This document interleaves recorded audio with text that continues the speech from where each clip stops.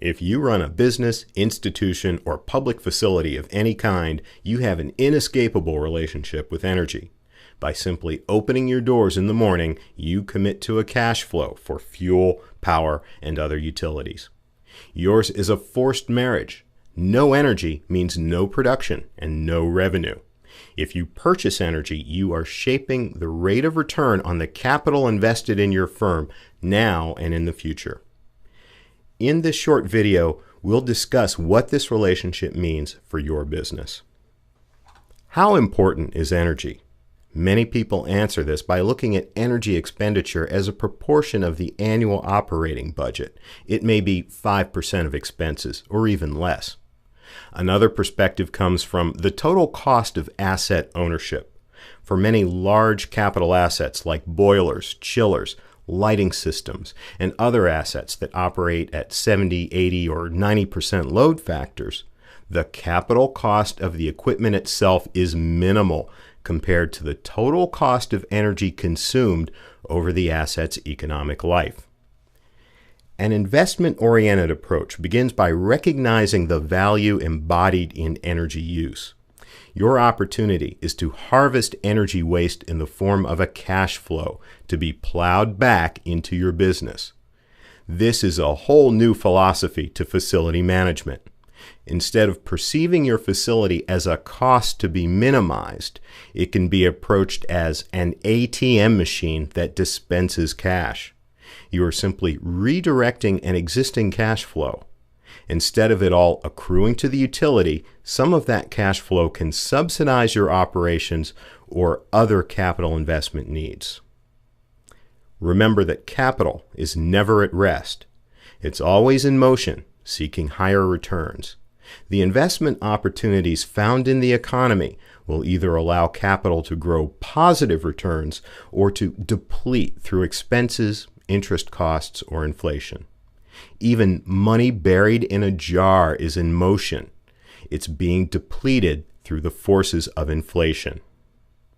Your business, just like the economy, provides opportunities to either grow or deplete capital wealth. In the case of energy, the value flows to the utility unless you harvest the waste and plow it back into your business. This is why it's useful to think of energy improvements not as projects, but as investments. When you say project, the word implies a cost that's also a distraction from your staff's daily routine. When you say investment, however, it's understood that you mean a cash flow with a rate of return, all of which cause the business to grow.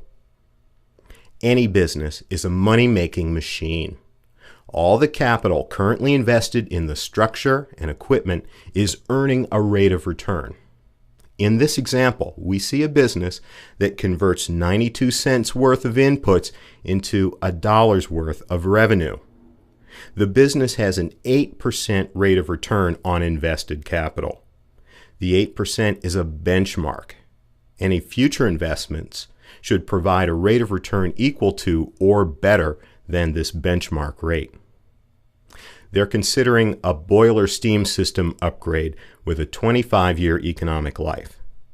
It costs $1 million and saves $250,000 per year for a simple payback of 4 years.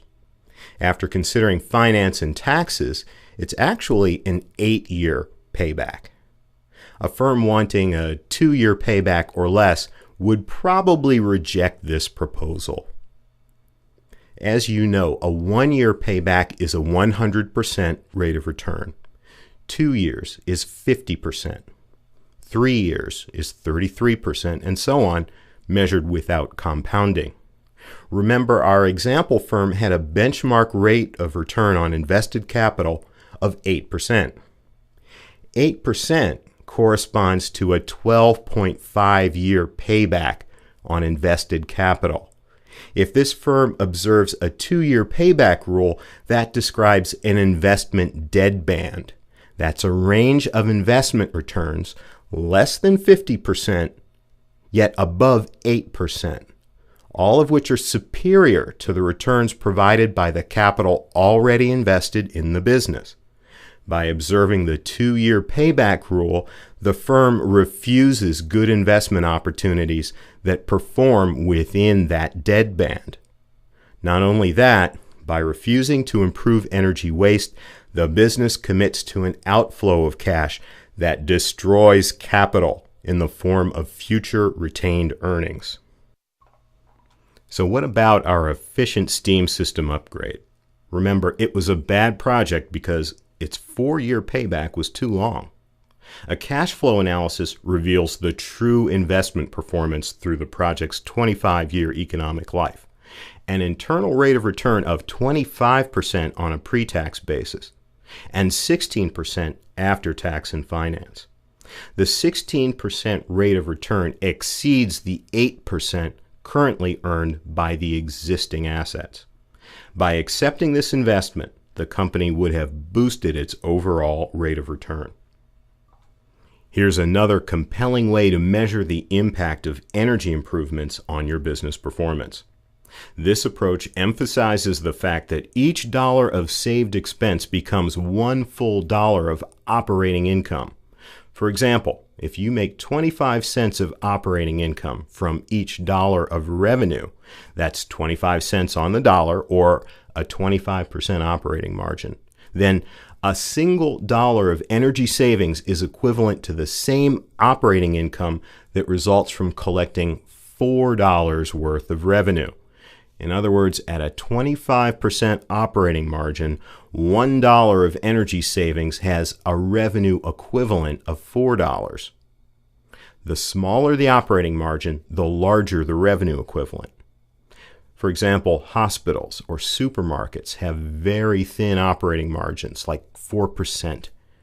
At this margin, a dollar of energy savings has a revenue equivalent of $25. Think about your operating margin and its revenue equivalent for each dollar of energy savings. Because energy and capital never rest, you don't have a do-nothing option. Sure, you can either accept or reject an improvement, but in either case, you cause either a gain or a loss of some capital value. By accepting a good investment, you get a positive cash flow. If you reject it, you pay a penalty in terms of value destroyed. Being that this is our 7th and final session of this particular course, I decided to start out with that wonderful video to make a point. And the point is, every time you go into a building, every time you turn on the lights, and I'm talking about buildings you either manage or own, when you turn on the lights, get in an elevator, make yourself a cup of coffee, turn up the heat or the air conditioning, start working on your computer, make copies, you have made a commitment. And you've made a commitment to utilize the energy sources that are in place. And that necessarily wasn't a commitment that you either thought about when you purchased the building or that you would have decided to do for yourself if you had options that were better, that could have reduced the cost of your energy substantially. However, now that we've had a chance to explain what it is that's possible for your building, and you've learned all of these wonderful possibilities for looking at the energy consumption in your building from a much, much broader spectrum of ways that you can affect that energy without reducing your comfort and without reducing the operational capacity of that building, you now have a decision to make. And whether you decide to go forward with an investment to create higher efficiency in your building or decide against doing it, you know now that you are making a commitment either way and that you have made a decision. And that decision is going to have a long-lasting impact on your bottom line. So in session number 7, getting started with an energy efficiency project, or as we said in the video, investment, section number 1 will look at defining a strategy, choosing project partners, and making a step-by-step plan to tackle your building's energy efficiency issues. Section number 2 will be an overview of popular government subsidy and rebate programs and how they ultimately impact implementation decisions. And section number 3 will be about going it alone or opting for performance contracting and a shared savings agreement. Major corporations and large companies have a huge advantage over medium and smaller sized operations in the fact that they can generally hire someone whose entire job is to oversee their expenditures as they pertain to their energy use. And the reason for that is very simple. Large corporations, even if energy ends up being a fraction of their overall expenses, can be in the multiple millions of dollars and sometimes tens of millions of dollars. However, the steps that they take are the steps that I'm going to describe to you here as to what you need to do in order to put together a basic plan to start dealing with creating a much more energy efficient property and start really improving your bottom line. And these steps come down to 7 basic steps, the guidelines for energy management.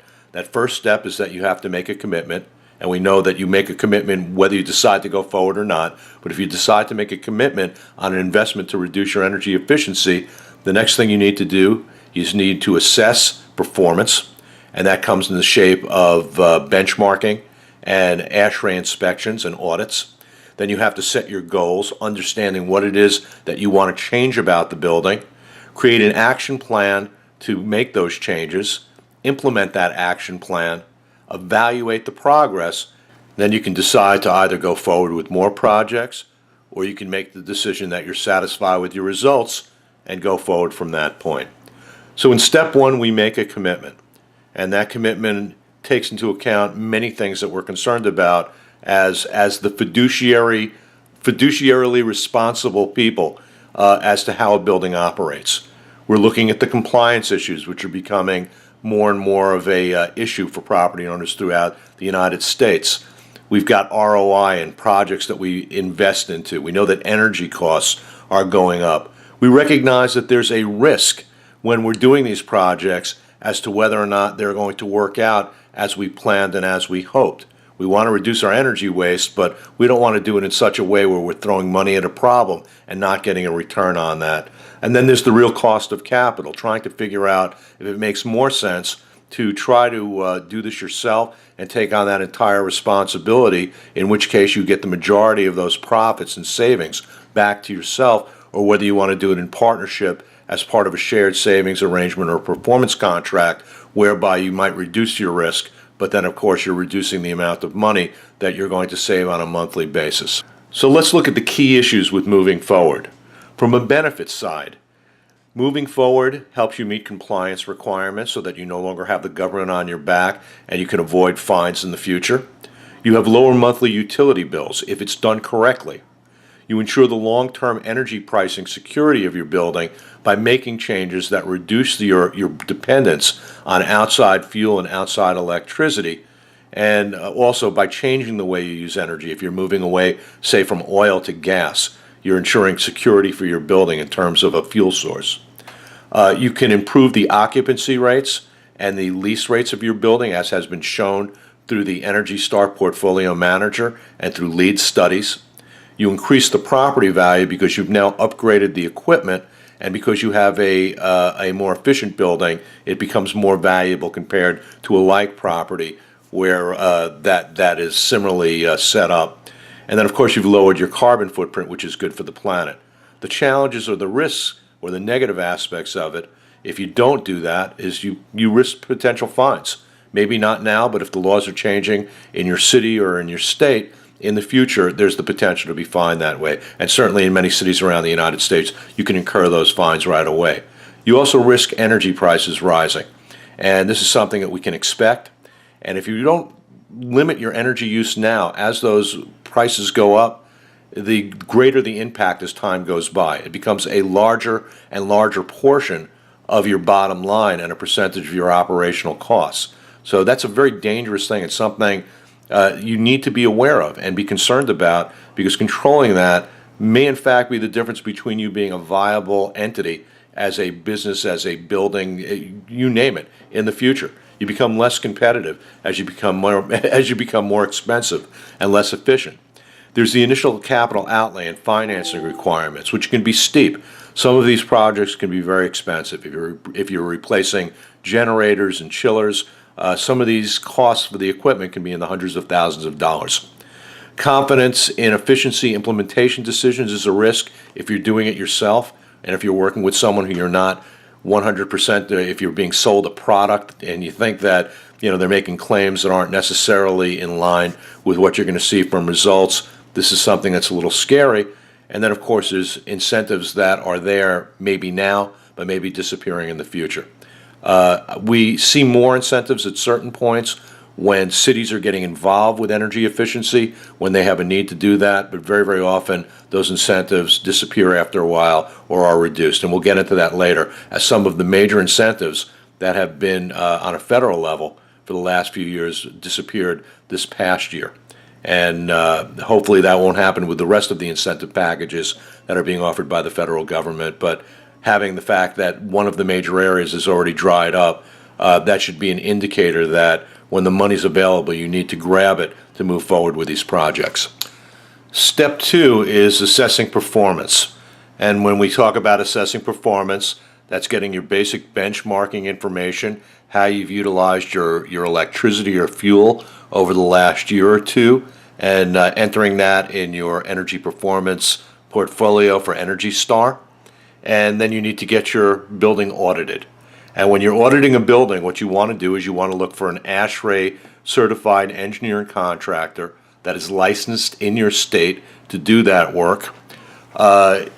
Optimally, if you're working with a company that you're planning on doing energy performance, or if they're performing this work in effort to be able to do work for you later on, I'd say it's an optimal situation to have an inspector who's doing the work that is separate from the company that's doing the actual energy performance contracting, or they should be working with a engineer that's separate from their own company.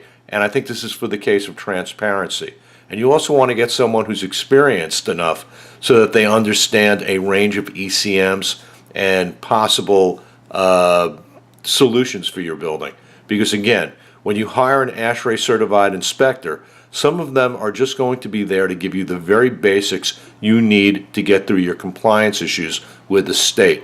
And there's a huge difference between that level of report and the report that you get from someone who comes in and who's actually doing a diagnostic on the entire energy systems of your building with an eye towards improving the energy performance through a variety of ECMs. And the difference in reports can be remarkable. Some reports you can get back for the same building. Someone will give you a report that's 15 pages long. Someone will give you a report that's 150 pages long.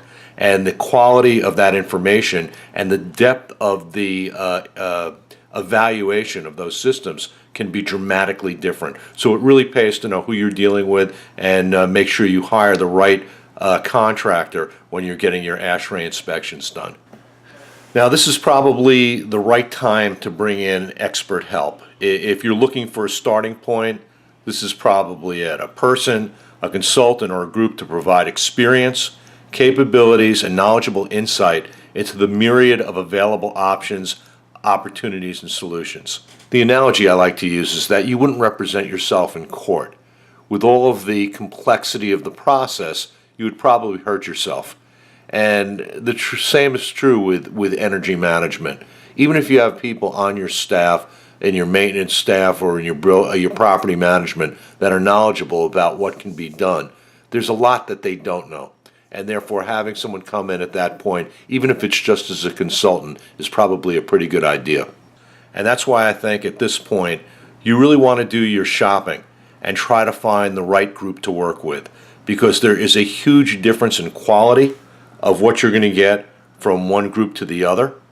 There may be a huge difference in the level of experience, and there's a huge difference in what they understand is even potentially possible for your building in terms of modifications.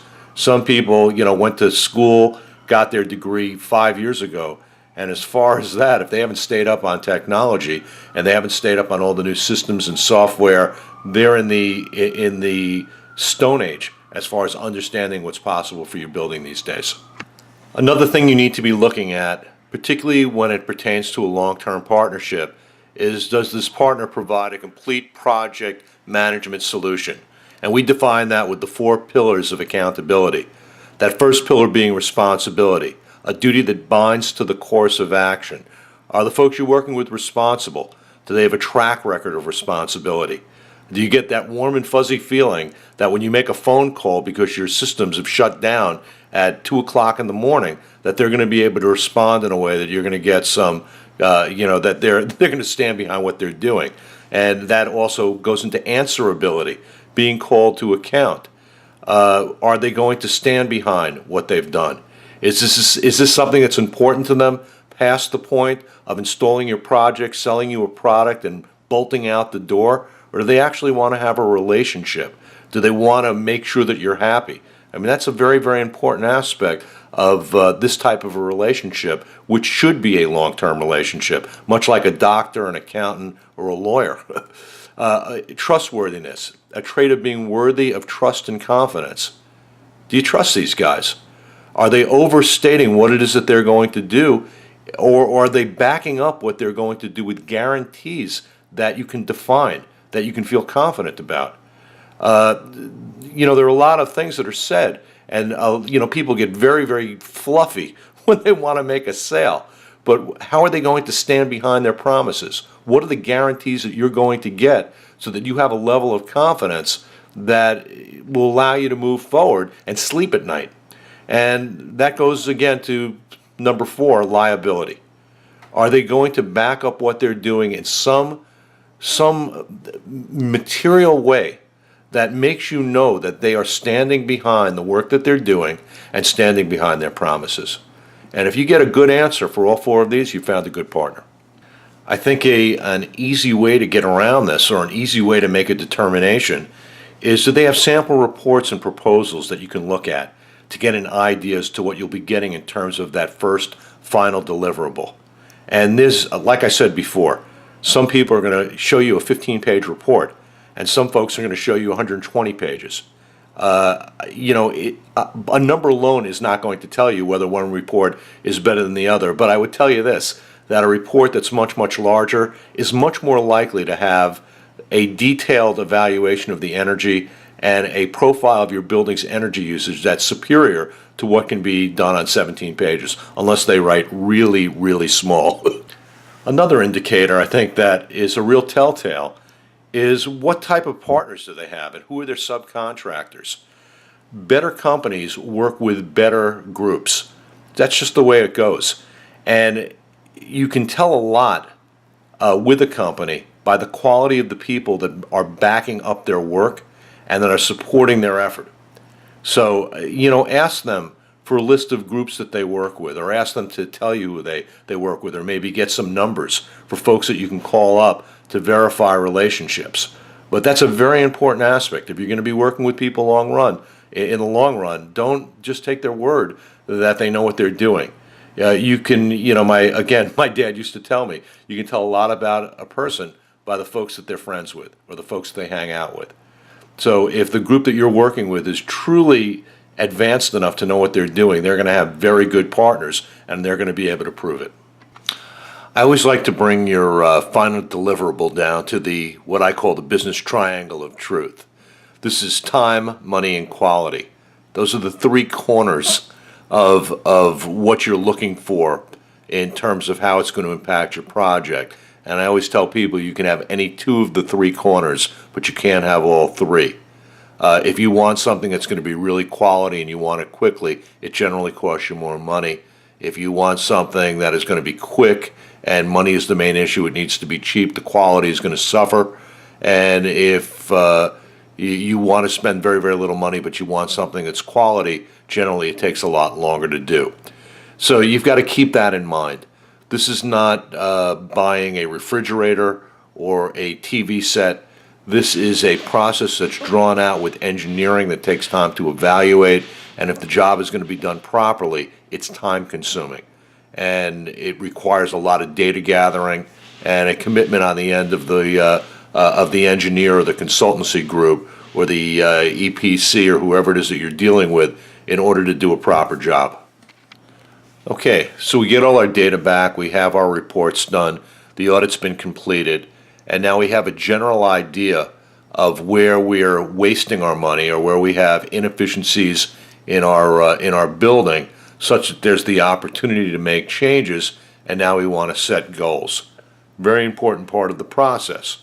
This is all going to be a matter of how far you want to go and how much you'd like to do, and your ability to be able to either pay for it, finance it, or whether or not there's an available shared savings or performance contracting option for you that will allow you to go ahead and make the changes that you'd like to make in that facility.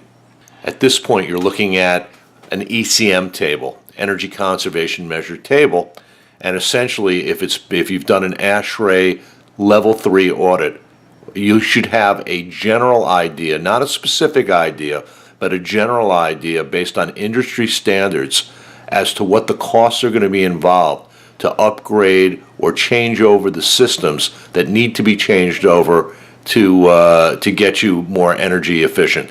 And again, that's going to relate to time and money spent, which is ROI. Let's take a look at a brief video that will explain this process rather eloquently. Businesses rely on lighting, heating, air conditioning, and scores of other appliances and mechanical applications. They all use energy. When selecting these assets, the business commits to an energy expenditure that will shape cash flow for years or even decades to come. All of these applications represent an investment decision. A solid investment analysis examines the following: free cash flow. This describes how much wealth is created by an investment. Rate of return. This describes the efficiency of investment, comparing returns to the amount invested. The cost of doing nothing. If you choose not to make an energy-saving improvement, that means you commit to avoidable energy waste and a negative cash flow. You should know the magnitude and rate of wealth depleted by energy waste. True investment performance accounts for taxes, depreciation, and the cost of capital when measuring rates of return. Have you ever seen anyone measure mutual fund performance by its simple payback? So now it's time to create an action plan. And if things weren't complex enough with that, with trying to understand how all of these ECMs work to save you money, there's also the issue of redundancy. As you create a solution in one area to save energy, for instance, you put in new windows in your building, and this is something you want to do not just because it saves energy, but because it's something cosmetic. It gives an upgrade to the feel of the building. You also have to understand how that relates to energy use in the building so that you don't overbuild other systems that were designed or conceived of when the energy loss was at one particular level, and now it's going to be at another level because of that new that other ECM that's being put in. The key is modeling, and modeling really requires experience, understanding, and a way to be able to foresee with confidence how much energy is going to be saved through each measure and what it's going to affect as far as other potential ECMs that you're planning on building out either in a step-by-step phase or all at once, so that you understand what your final result is going to be. So now you're ready to implement your action plan. So the first thing you have to do is you have to select a project manager, someone who's experienced in putting together this type of a project and really understands all the steps that are involved. They're going to have to hire the subcontractors or the vendors that are going to be providing the technologies and the system software for the building or for the site. And then they're going to have to make sure that everything is insured and bonded. God forbid there should be mistakes. There's going to be costs involved with it, and you want to make sure that you're covered if there are errors in planning. You're going to need to manage your employee and building personnel for the impacts of these changes, depending on when people are going to be able to go in there and work, and then set and coordinate an implementation schedule. And you see the close for remodeling. This is something that terrifies a lot of commercial building owners, particularly folks who run hotels, because the amount of savings that you're going to get from some energy improvement may be completely dwarfed or offset by the inconvenience and the inability to rent out a room or to be able to lease a space or lease a hotel room for a period of time while this implementation is taking place. Therefore, it's extremely important that any schedule and any effort to modify that building take into account all of the restrictions and all of the requirements and needs of that particular client in that particular building, so that you don't offset those energy losses, those energy savings with losses in operation. And that's crucial, and that takes good planning. Once the first steps are taken, or once the initial steps in the energy modifications are completed, if you're going ahead to other steps immediately, that's one thing. If you're not, this is the time where you start evaluating your progress. You're trying to get an understanding if all the promises and all the expectations for energy reductions are actually realistic and have been met. Did the improvements deliver as promised? At this point, you're going to be pretty sure whether or not the folks that you hired and the folks that implemented these changes really knew what they were doing and were not overselling their solutions as a way to save energy. It's also a time to identify where there are maybe issues still remaining, such that you can look for other possibilities of moving forward. And then finally, once you're finished with all these steps, recognize achievements. And recognizing achievements is basically looking back at what's happened and seeing what happened that was positive, what could have been better, and again, realizing where there are potential opportunities for further investment that makes sense from a bottom line perspective. Because all of this, if it doesn't pay off, it's a very, very hard bridge to cross, making changes just because it benefits the environment, when at the same time it hamstrings you. It will hamstring you financially. These are solutions that must, by their very definition, be responsible on a financial level, meaning that they have to be something that's a good investment and that makes sense compared to other investments that you might be able to make on your property. Let's take a look at a project and see what happens when you get everything right. Friends ask me where I work, and I say I'm at the new tower on 6th Avenue and 42nd Street, 1 Bryant Park. They say, isn't that the one? They may not know LEED Platinum per se, but isn't that the one with all the environmental aspects? Bank of America's Jeff Barker is talking about the company's new headquarters at Bryant Park in Manhattan. It was recently designated among the greenest of green buildings. Clean Skies News got a tour of this 55-story green giant from the bottom up. What we do down here is heat and cool the building. Jordan Barowitz of the Durst organization, architects of the tower, showed us these 12 to 1,500-ton chillers that cool the building remotely by computer, saving energy with air conditioning a top energy user. We can isolate air conditioning by floor, by multiple floors. There were readers all over the building that are constantly sending back information and evaluating the temperature on the tenant floors so that can be adjusted. They all sort of run at different levels. They run at different levels. We're running, it's a hot day, we're running the biggest floor. And during cooler nights, tanks like this one go to work. So at night it makes ice, and then in the morning, instead of running a chiller plant, we can just burn this ice off with running a pump over it. That can cool the building for several hours in the morning. And this tower makes its own power. Barowitz says a 4.6 megawatt natural gas plant on site makes energy sense. There's no energy loss in the transmission of the electricity. And second, and more importantly, is we capture the waste heat from the combustion of the natural gas and we put it to use in the building. A building that now gets about 70% of its power off the grid. These features are just some of the reasons 1 Bryant Park was the first commercial high-rise to achieve LEED Platinum certification by the U.S. Green Building Council. Platinum is the cream of the crop among the Council's certified gold, silver, and platinum levels.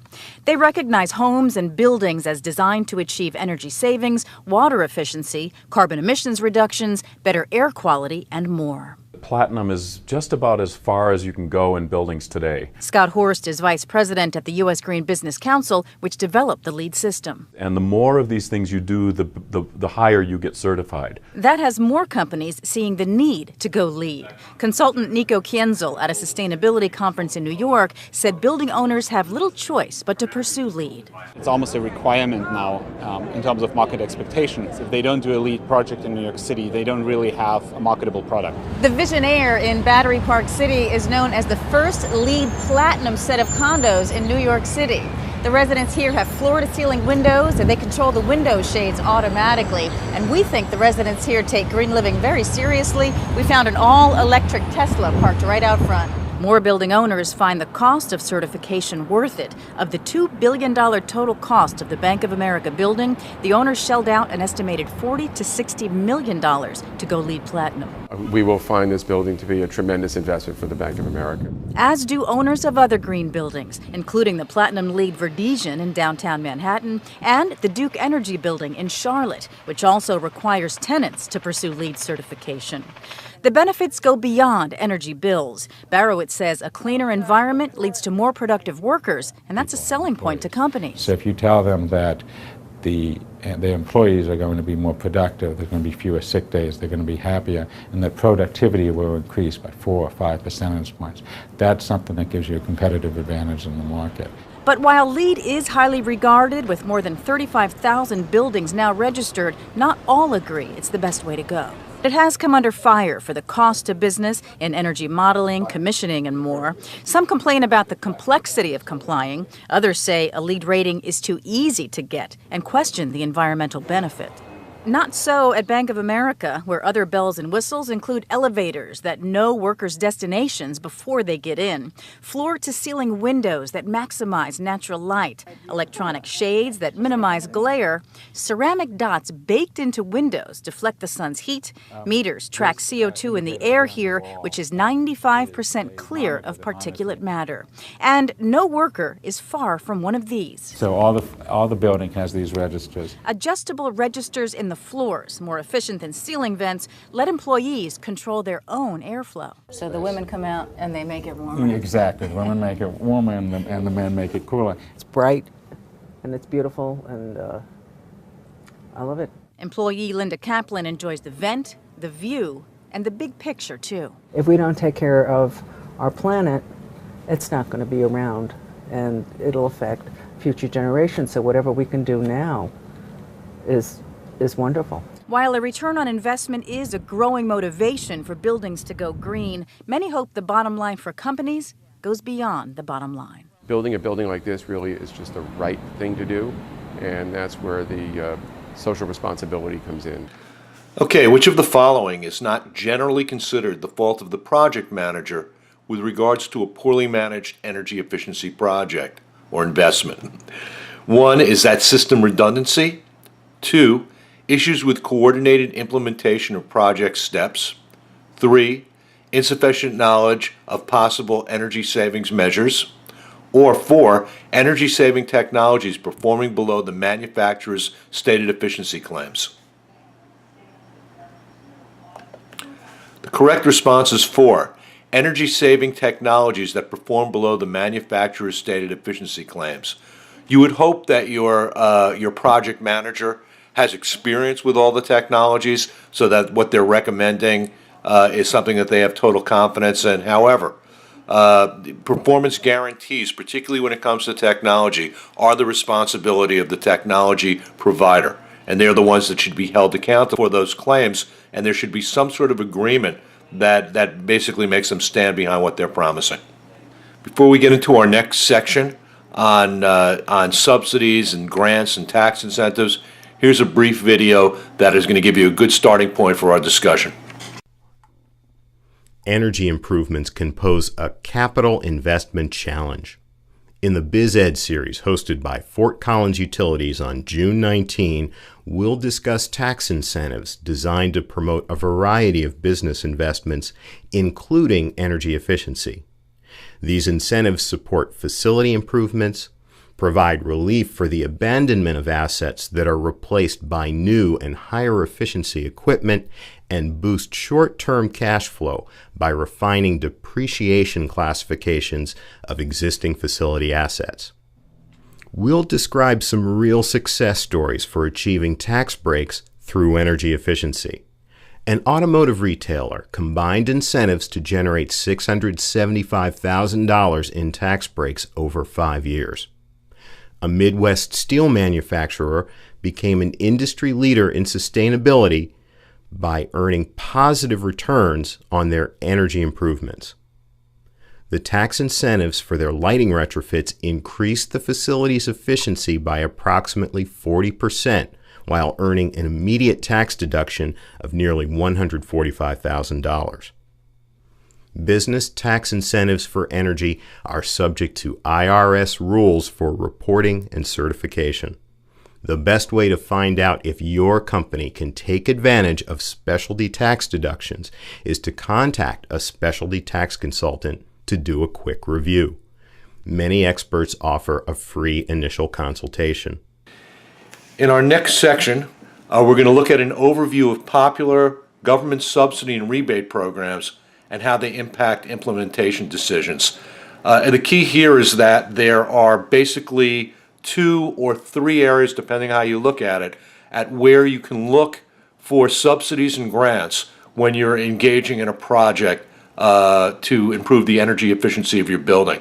First of all, there's the federal programs, and that's for everybody, and it doesn't matter where you are in the United States. The second layer that you're looking at are state or city local programs that are set up. Generally, the state will handle it on one level, and then you may have the local utilities or the local utilities in partnership with a managing corporate entity looking and overseeing grant and incentives to try to get people to become more energy efficient.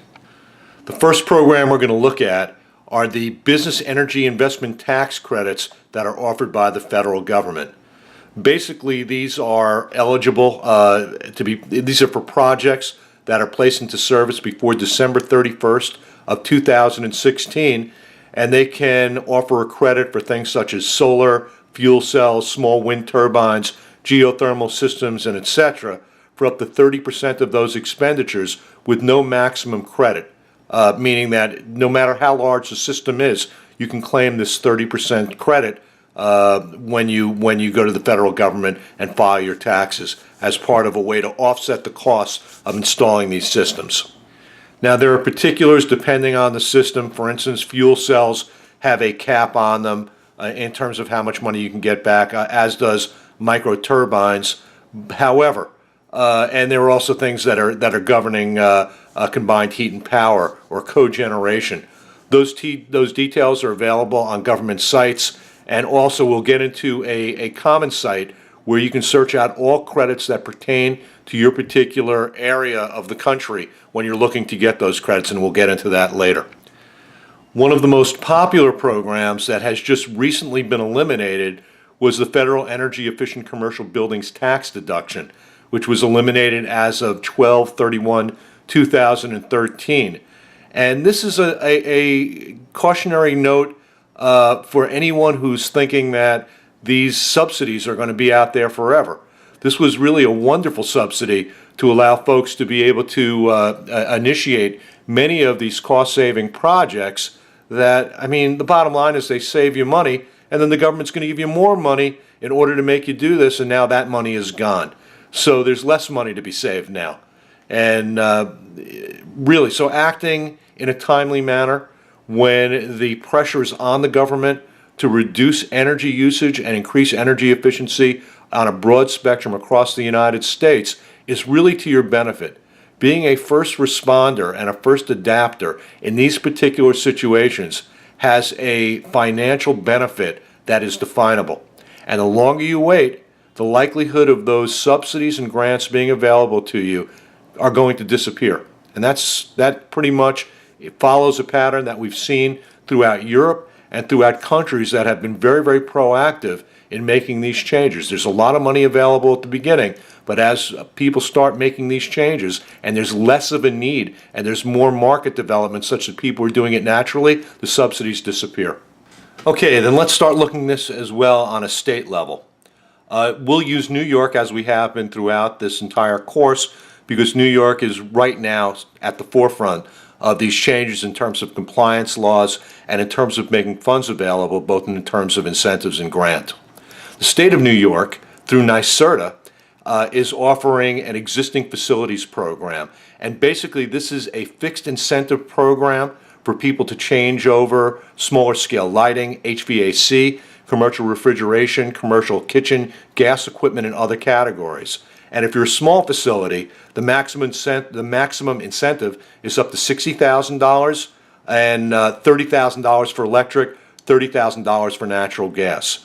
With larger customers, it can be up to $2 million depending on when you get involved with NYSERDA, involving them in the size of the program, and then it also has to be verified through engineering calculations. But as long as they're satisfied that you've done your job properly, and another reason to be working with someone who really knows their stuff and knows how to apply for these incentives and grants and knows what's needed to be able to get them, this is a really wonderful way to employ very, very large and very substantive changes to the infrastructure of your buildings in a way that ultimately is going to have a tremendously beneficial effect on your bottom line in terms of saving utility dollars. Now, there are also specialized programs, for instance, with combined heat and power or cogeneration that NYSERDA is behind.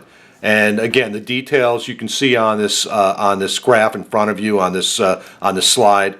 And I don't want to go through every detail and just read it. You'll have an opportunity to go back into either this material or the supportive material on our site to look at the details of each one of these programs and whether or not they're particular and they apply to your building or property.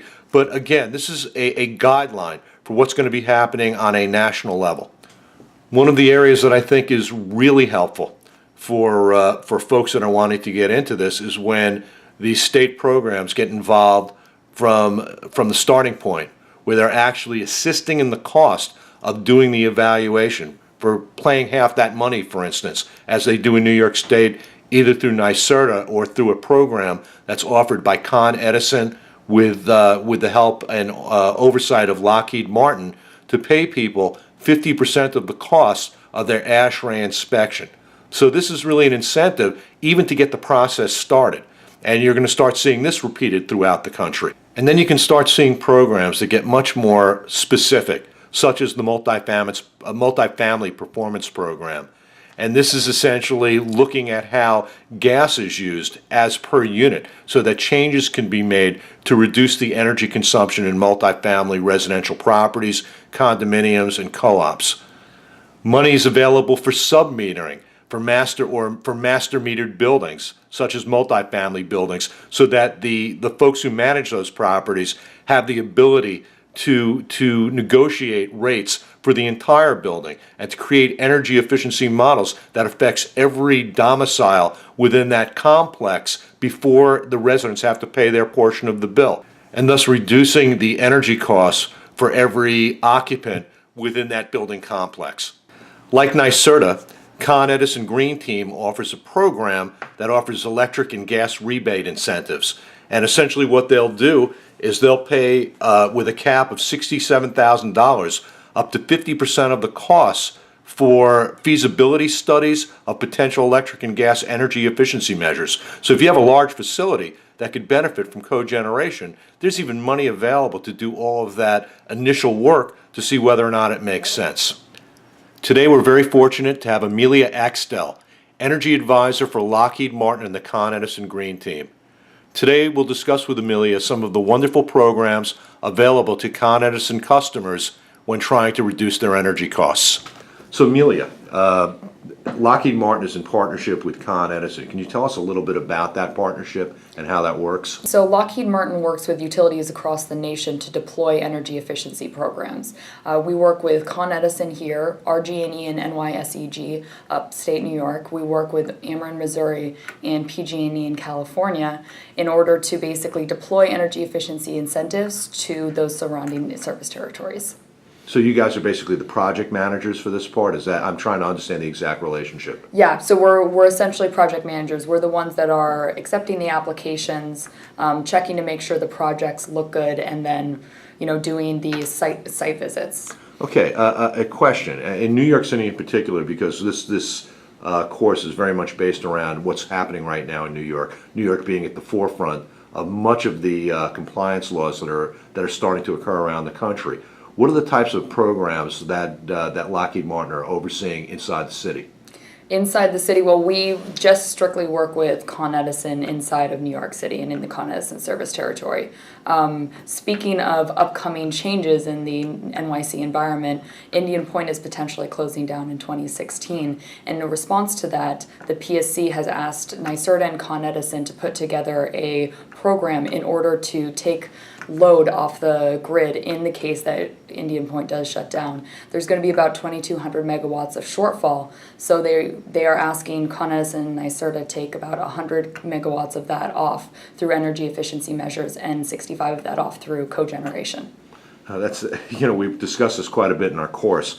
I'm just imagining, do you guys have any projections, or have you talked it over with Con Ed about what they're anticipating in terms of the cost of replacing the infrastructure that they're going to have to put into play to make up for that shortfall in energy? Well, I haven't talked with anybody at Con Edison about that, but I know they are focusing on, bulking up a lot of transmission projects in order to make up for that shortfall. Fantastic.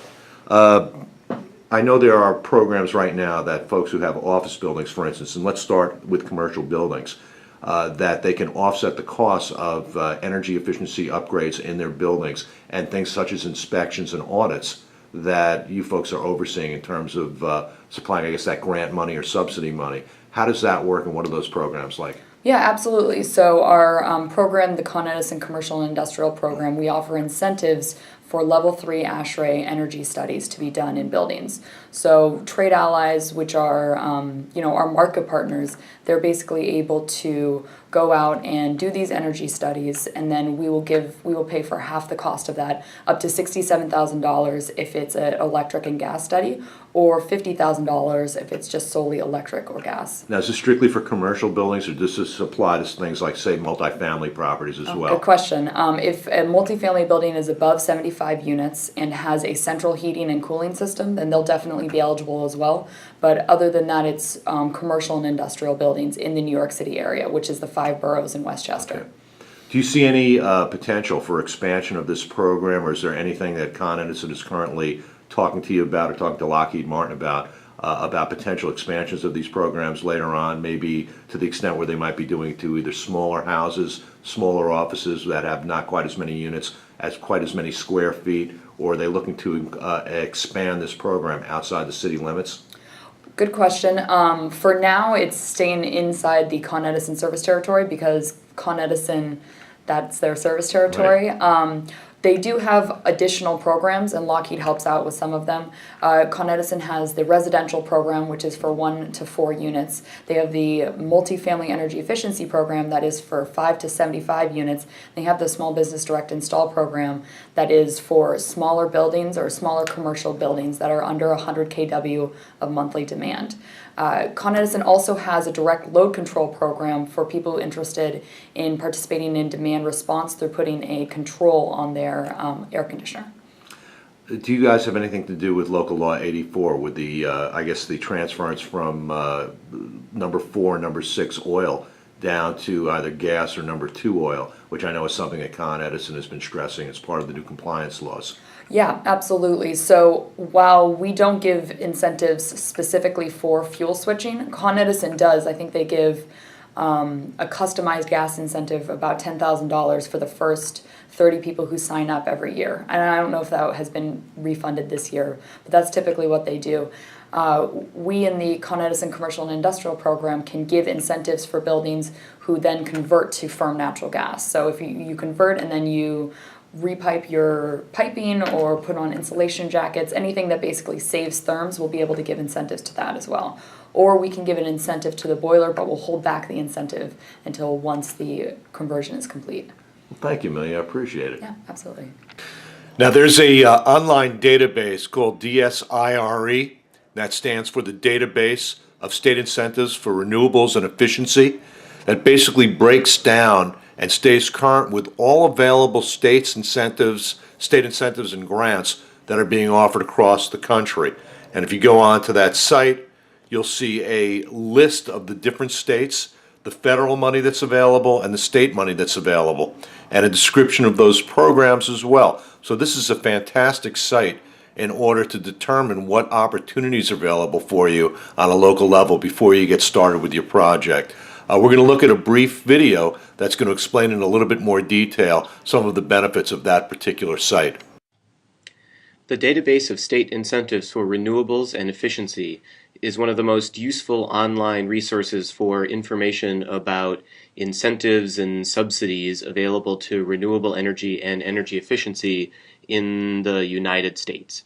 And it is limited to the U.S., but it's probably one of the best centralized locations for this information on the web. And so the website is www.dsireusa.org. Or if you just go to Google and type in DSIRE, you'll probably find it. So when you go to the homepage, the first thing that you will see is this map of the United States. And each of the states and territories within the U.S. is clickable to get more information about incentives available in that state. So, for example, I'm going to click on my home state of Pennsylvania, and it brings up a page with a very long list of different incentives available for renewable energy projects and energy efficiency projects in the state of Pennsylvania. And all of these different incentive programs are run by either the state or some area within the state, like a county or an electric utility or a town or something like that. And so at the very top of the page, you can find information about all sorts of financial incentives. And then if you scroll down to the bottom of the page, you can find information on state policies that are relevant to renewable energy or energy efficient development. Right? And so policies would include, policies don't include things that would directly affect the financials of a project, like a rebate or a tax credit or something like that. And so you can find this stuff for just about any state in the U.S. Desire also has a nice list of federal incentives, and there's a special page for federal incentives, and if you look for the little American flag icon just about anywhere on the Desire's website, it'll bring you to the page for federal incentives. And again, the page is divided into a section for financial incentives, so these would be things like tax credits and loan guarantees, and then relevant federal policies for the renewable energy and energy efficiency sectors. The last thing that I wanted to point out, which is really useful on the Desire website, is this page of maps. So on the left-hand side on the menu bar, you'll see a page that says Summary Maps, and they have a whole bunch of different maps available that give you information on different things. So one of the most commonly used is the map showing which states in the U.S. have renewable portfolio standards. And so they have these in PowerPoint and PDF format, so I'll click on the PDF one, show you what it looks like.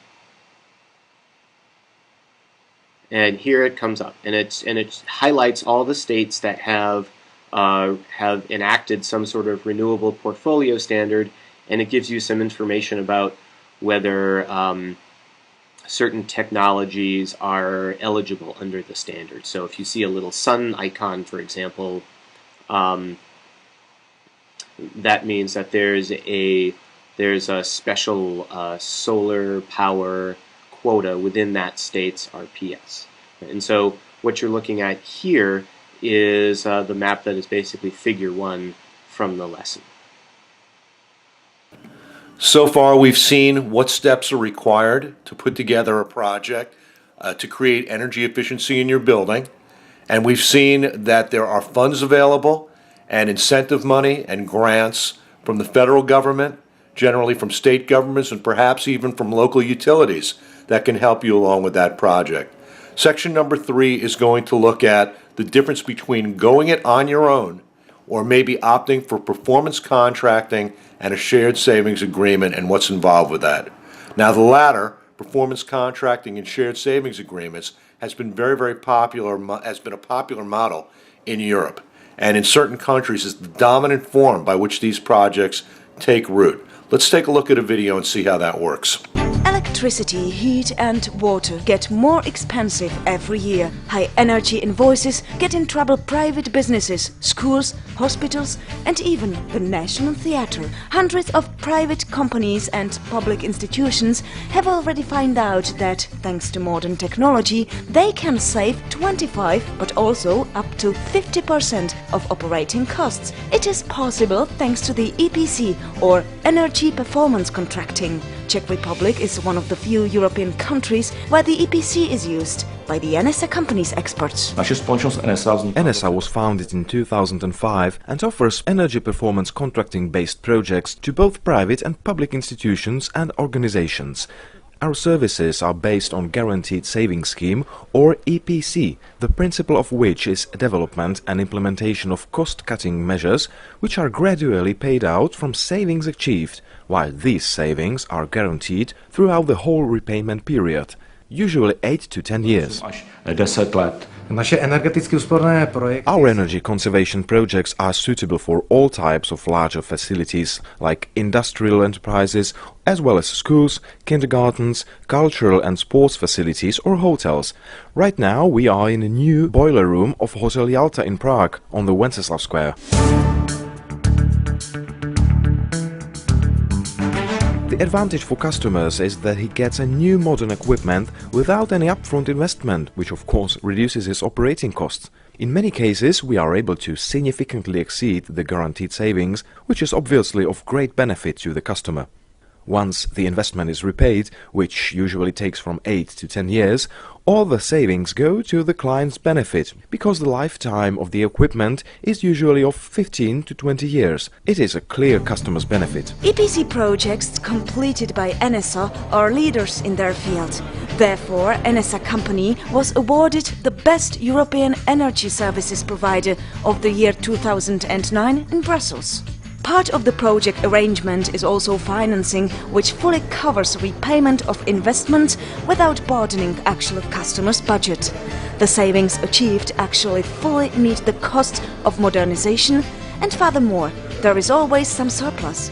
In the contracts, NSA always guarantees to the customer the amounts of savings.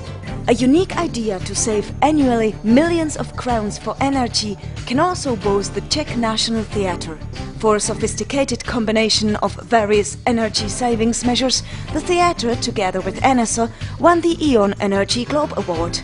In last years, the National Theatre has not only achieved substantial electricity, water and gas savings, but thanks to modern ICT, it can online monitor, evaluate and modify operation of its energy systems and thus control their effectiveness. All this thanks to involvement in a pan-European project called Best Energy. This project contains a number of measures and equipment such as condensing boilers, heat pumps, cooling machine, variable speed drives, efficient lighting and small solar power plants on the roof of the administrative building and the new stage building. Right now we are standing on the roof of the National Theatre administrative building, where it was necessary to reconstruct the roof itself.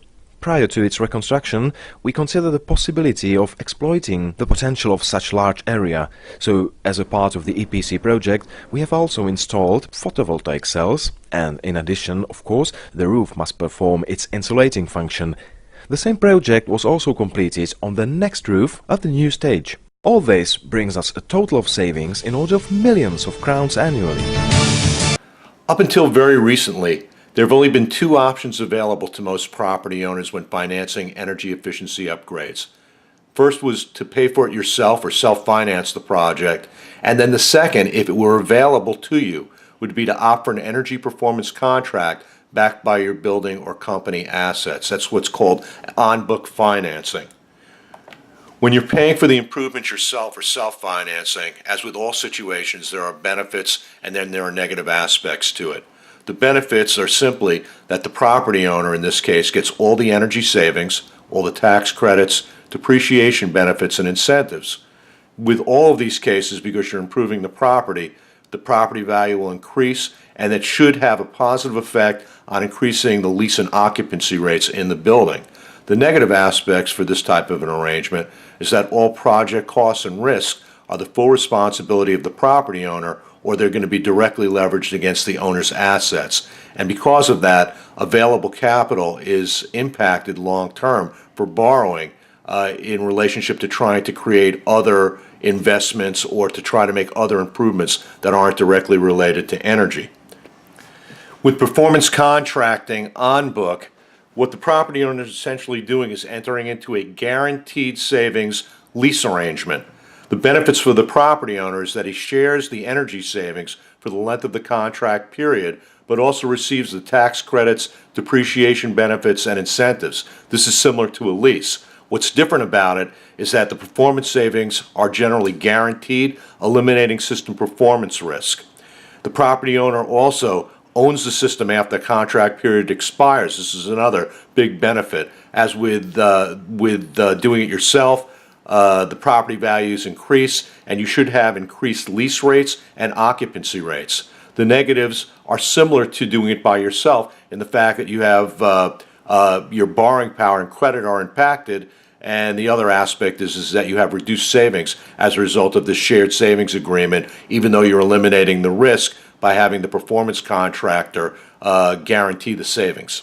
A third option, energy performance contracting, which is off-book, was only up until now recently available to larger facilities and corporations due to the fact that it requires a third party to come in as an investor to purchase the equipment for installation within that facility and then to regain their investment and whatever profits they make from the savings that are created through their investment in that property.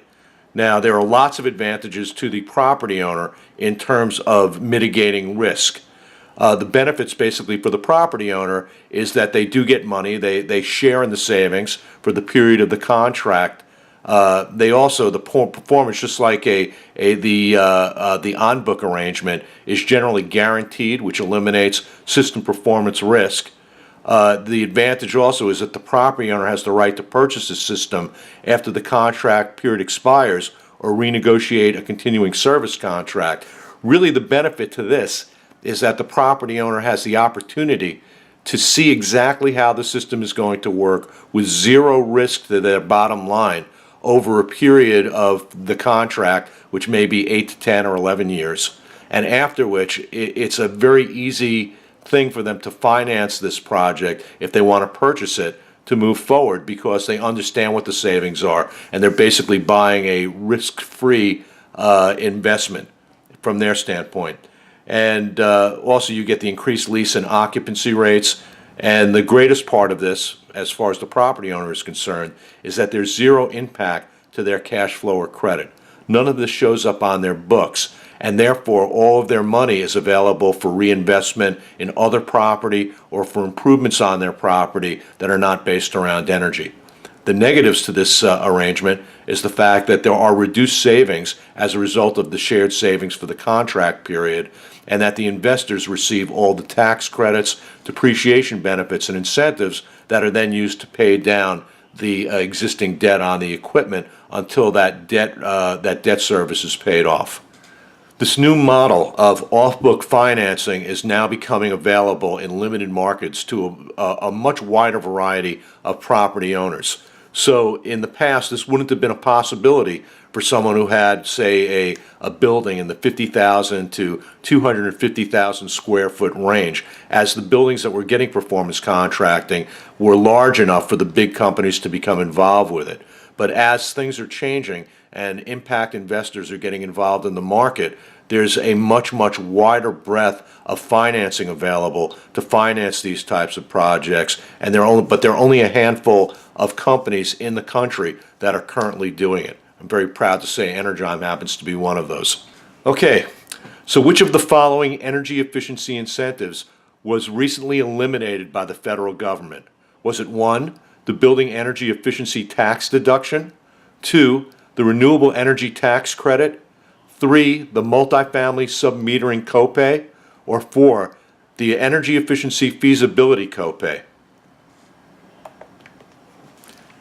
It's number one, the building energy efficiency tax deduction. And as I said before, this was a wonderful tax deduction that was eliminated as of December 31st, 2013. And hopefully the other incentives that are in place will stay around long enough for the property owners we're talking to in this webinar and course to make those changes and improve their property's energy efficiency. Okay, so what did we learn today? We learned that regardless of whether you decide to make changes as to how you use energy or not, you've made a commitment. Every morning when you go to work, when you turn on the lights, turn on the heat or air conditioning, go into an elevator, take an escalator up, you've made a commitment. What you can decide, though, however, is what that commitment will be. Was it the commitment that you were forced into when you moved into your building or bought your place of business? Or is it going to be a commitment that you decide the terms on? And that's really what energy efficiency is all about. Secondly, we learned that the benefits of energy efficiency include being in compliance, lowering your utility costs, increased energy security, improved occupancy and lease rates, increased property value, and a lower carbon footprint. So on the surface, if this is something that you can do, any way that you can do it would seem to make sense. There are just so many benefits. We also found out that it pays to work with a professional, and you need to do your homework before deciding on a partner. There's a big difference between the folks that are in this business, and experience is something that can be proven, and you should get an idea of the folks in terms of what their capabilities are, what they bring to the table. Not everybody comes to the point of being a consultant or being a provider of energy services with the same toolbox. Look into the toolbox and see what's there. It also, to avoid redundancy and to increase your odds that your ECMs work together and are well balanced, work with a solution-driven partner and not a product salesman. When you work with a product salesman, all they're concerned about is you buying as much product as possible and getting their products into your building. When you're dealing with someone based around the solution, it is the bottom line that counts. Big difference there. Also, there are many different types of grants and incentives to go after when you're doing an energy efficiency project. You can search them out very easily on the DIRE website, and these include federal, local, and utility-based incentives and grants. So really do your homework, because you'll be able to cut the cost of your project dramatically depending on where you're doing them. And these are always, there are new ones popping up almost all the time. You generally want to get them when they start and not at the end of the process, because the next thing is that energy incentives and tax breaks will not last forever. We've already seen this with the tax incentives that the U.S. government was offering in terms of energy efficiency projects. They disappeared at the end of 2013. And lastly, we found out that you have several options when it comes to financing a project, and these range from full ownership to zero risk.